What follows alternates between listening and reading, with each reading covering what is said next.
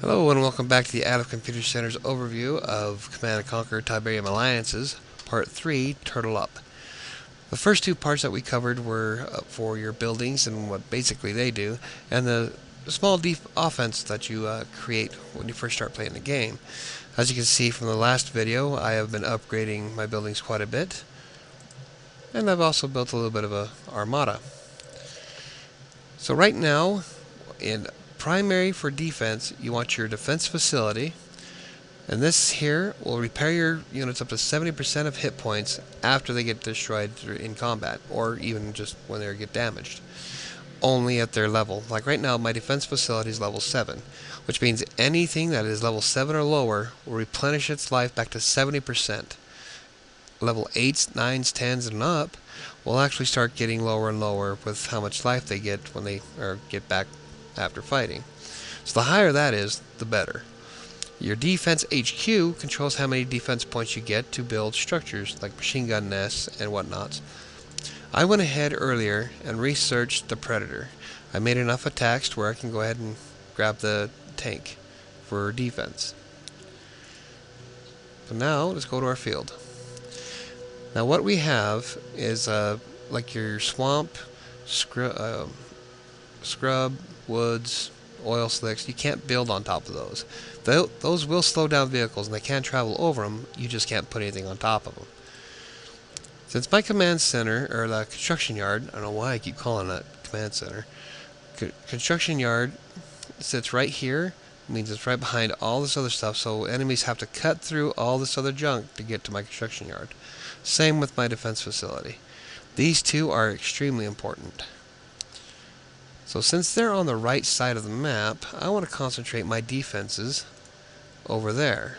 Now, I won't leave anything wide open, of course, but if they want to destroy my construction yard and defense facilities in order to make it an easier attack, I'm going to make them work for it. So what I'm going to do is I'm going to start off with a wall. Now, I personally like walls. I'm wall happy sometimes, and their positioning of all this other junk makes it really difficult. So I'm going to go ahead and make a wall all the way across as far as I can go.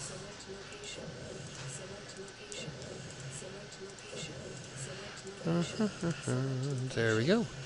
So there's a little bit of opening here. That's only because I can't build on top of it. What I'm going to do next is line up the wall and my defenses on the back, and add a few more things in the back up here so that when they come through, this area is where my command center is, and this area is where the defense facility is. So I want to make them work extra hard to get to those, because without those two buildings, your defense is done. So I'm going to go ahead and add a machine gun nest here, a tank here, another nest, another tank, another nest, and let's go ahead and put a nest. So right now, since the machine gun nest and the tanks both have some good decent range on them, they can be able to pick off things as they get close to the wall, such as your enemy infantry. The guardians have to be at point blank range. However, when it comes to vehicles like the pit bulls have a little bit of a greater range, as well as the Predator, so the wall will come down before these guns get to start to attack. But it gives enough time to where they'll run out of their own ammo before actually fighting against my units. Okay, so now I got the front line built, I'm going to start concentrating on some of the back stuff. So what I'm going to do is put a wall right here, a machine gun nest right next to it, and I'm going to go ahead and do another one right next to it. So, this is the line where my construction yard is. Now they have to get through 2 walls, 3 machine gun nests, and a tank. Later on, when I start adding more levels to my defense facilities, my defense HQ, I'll be able to add another tank, another machine gun nest, and anything else I'm able to research. Unfortunately, the research points are going to start getting pretty hefty. Next thing I'm going to buy is going to be the missile squad. They're really good at taking out aircraft. However, I'm only at 2,600 points, research points. But I'm at the point now to every time I attack, I'm getting between 5 and 10,000 research points per kill of computer camp. So it won't take me long to get to that 200,000 point. So what we got now is we got a bunch of level 1 stuff. Don't ever leave your stuff like this open.